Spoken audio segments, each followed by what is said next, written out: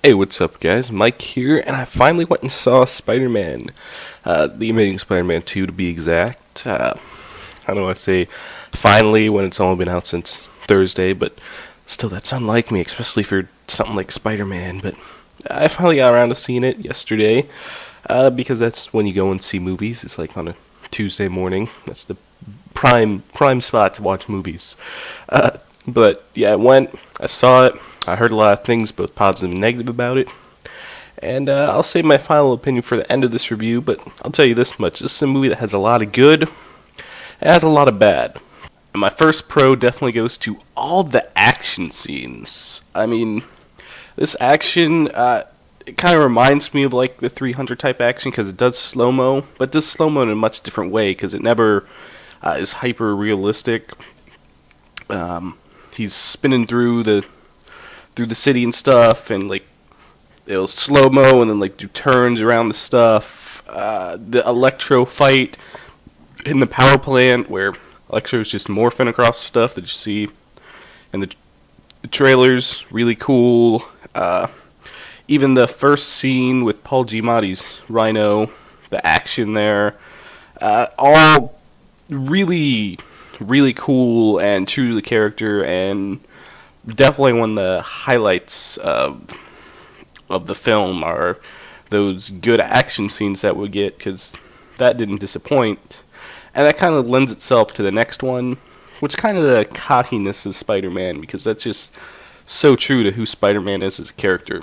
Spider-Man's a dude that loves being Spider-Man, and in those action scenes, he's always quipping one-liners and stuff, and though that may seem too cartoony for other people, that is what Spider-Man is, and since he's a guy that loves being Spider-Man, you see that even as Peter Parker. It definitely lends itself good to these actions when he's just throwing out these one-liners. Now, let's get to our first negative here, and since we're talking about action, we gotta talk about a big negative, and that is Paul Giamatti's Rhino. Now, the first scene with him, it just seems like a campy action scene. Paul Giamatti's character has a really fake accent that I'm like, why are you doing this, Paul? You're a good actor. You're better than this. And he's got tattoos and everything. It just doesn't look like a real dude. And that scene, it's okay, but then at the very end of the movie, they show him in the actual Rhino suit, and he's like shooting people for no apparent reason, and then he stops to have a conversation with Spider-Man, and the Rhino character just did not need to be in the movie. At least not in that end scene. I can see it in the first scene to kind of introduce us back to this cocky Spider-Man, like I said, but in that end scene, he doesn't seem like a real person, where the other villains do seem like real people.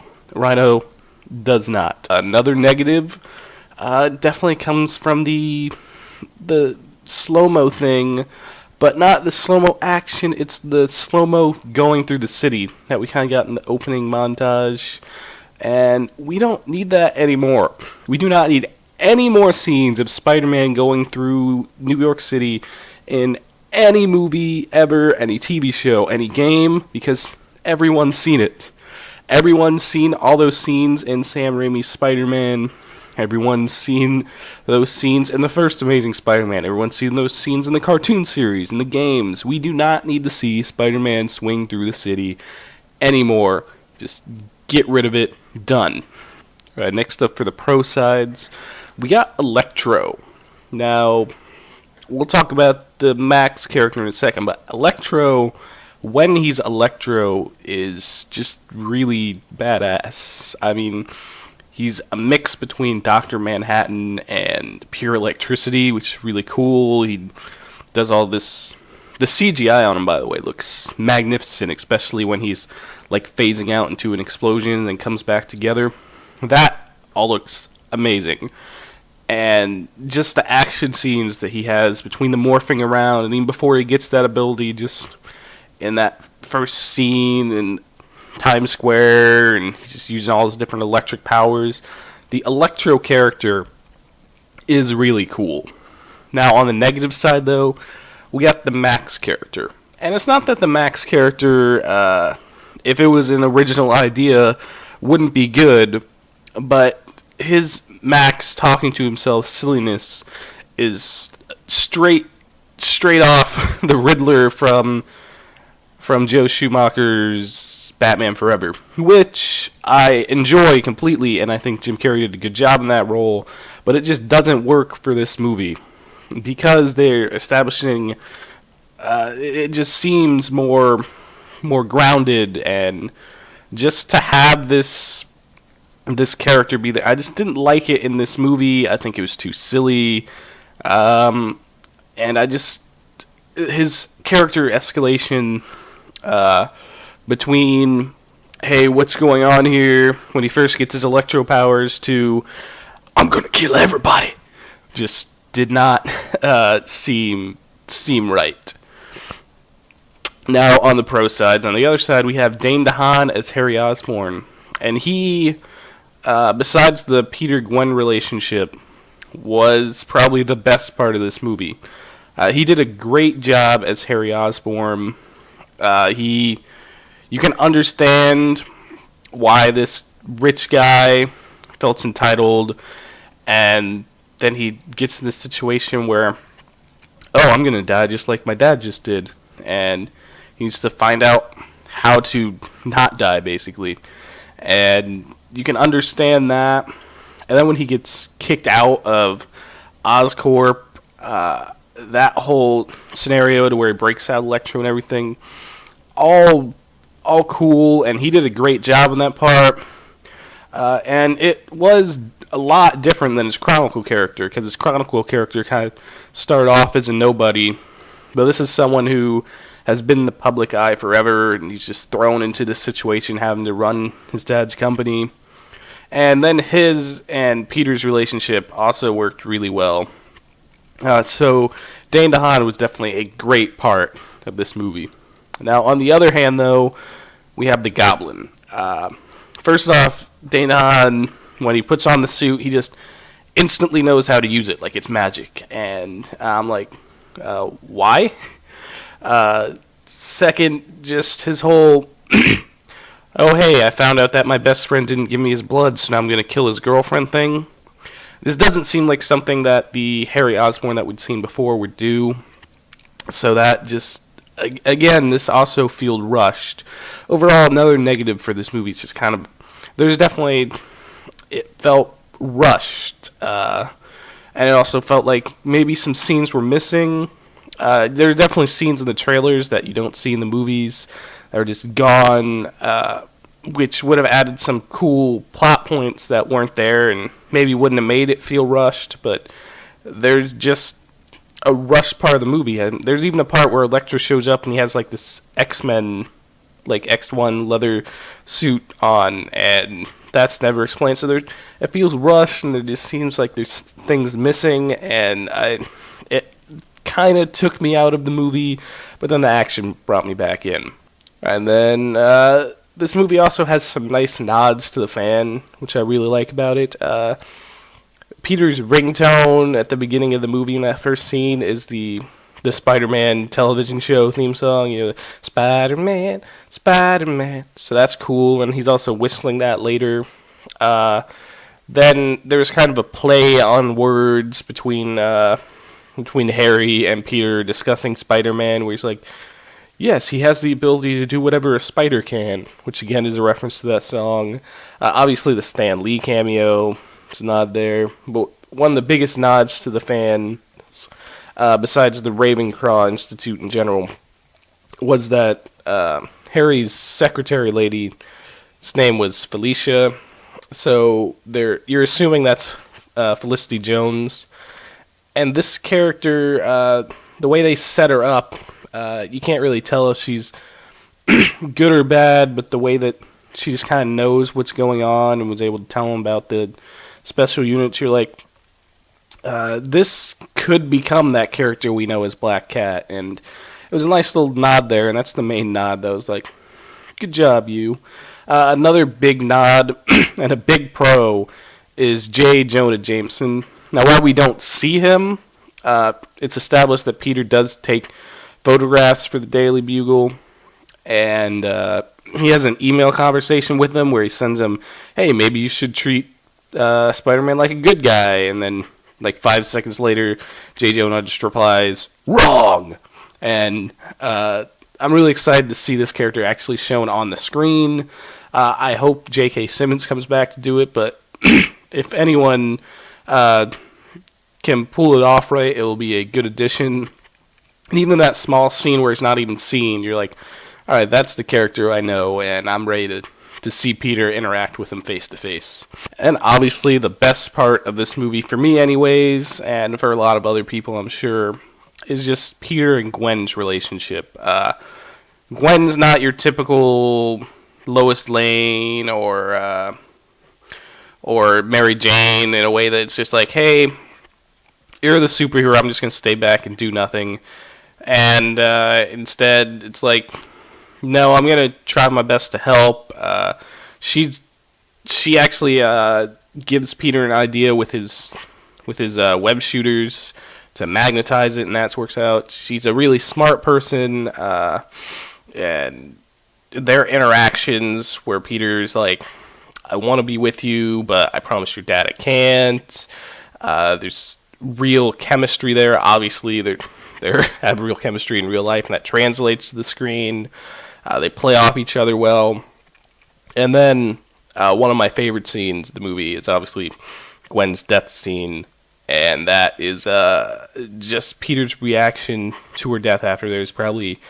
It is a beautiful piece of cinema, and just hardly any words, just talking to her dead body, and you can feel the real sadness on his face. And then his grieving time after it that they showed in a neat way with just passing a time without actually skipping through time. Really plays well, and I'm going to miss that character in the movies. On the other hand, on the negative side, there is a part of their relationship that I wasn't a big fan of, mostly because it gave us a lot more of Peter sitting on the side of buildings, again, something we don't need to see. And that was just when he's kind of just watching her. Like, that is still kind of creepy and kind of gets rid of the point of why you're not seeing her if you're just going to follow her around everywhere. Because the villains are going to be able to find out that, hey, you know that dude that he's following all the time? Yeah, I think we should kidnap her and he'll care. I just didn't like when he's just creeping around the buildings and stuff. In my opinion, that's the only part of their relationship that didn't work. Another scene I really liked is those couple of scenes between when Harry gets kicked out of Oscorp to when he becomes Green Goblin. The scene when he's in Ravenclaw Institute talking to Electro right there, where he's like, I need you, and his interaction with Electro, that their bond was really neat. So he gets him out of prison, and they come back to Oscorp, and he's just like, hey asshole, I'm back. Paraphrasing here, obviously, but just that cockiness of Harry Osborn, that, hey, I'm kind of a D-bag, but I'm a good person, but you just got rid of the good person by kicking me out of this company and I'm dying. That was really cool. And then the very last scene with Harry, where he's in his cell and he's more menacing, more kind of the villain that I wanted to see from him, where he's not crazy psycho like he was when he was the Green Goblin, but more controlled. And he's like, yes, my team, there'll be small, maybe 6. Obviously, teasing towards the Sinister Six. That's the only tease towards the Sinister Six where I was like, alright, I like this, because I can definitely see this character that they showed in those scenes become the leader of this group. And then they made him the Green Goblin, which again, wasn't that good. And then on the negatives is another scene with the villain, this time Electro, where he's more of his max self, Electro, and they're interrogating him in Ravenclaw, and just the interaction with that doctor who, again, was kind of campy, that Russian doctor they had. And then just that interrogation scene I was not a big fan of, because it kind of felt, again, rushed, that Electro went from the scared guy in the Times Square to, hey, I'm going to kill all you. And that happened all in that scene. And past that point, you believe it, so Electro gets cool again. But in that scene, it's just like, why do you decide you just want to kill everyone? I don't get it. So that I was not the biggest fan of there. All right, and the last great scene I need to talk about is that New York Times Square scene with Electro, because in this scene he's like, "Hey, I don't know what's going on here. I can't control what's happening," and the cops, they're being typical cops in movies and don't know what to do. And you can see this is someone who you're kind of sympathizing with because he doesn't want to hurt these people, but something happened to him. Now he's stuck like this, and Spider-Man's trying to help him until the idiot sniper shoots him and makes the fight. And that fight scene was cool afterwards, but I just really like the way that the Electro character did grow in this scene, where you would understand why he would want to fight Spider-Man, because he always was craving attention, and he was finally on TV and he lost it. And you can tell here that he doesn't want to be a bad guy yet, and he's just kind of stuck in this situation. I thought that scene was really well. But this scene also kind of highlights one of the flaws in this one very brightly, and that's that New York people in this movie are idiots. In every single fight scene, there's a crowd of New Yorkers around, just, hey, yeah, go Spider-Man, hey, boo blue guy, which then makes the blue guy angry and went to fight you guys.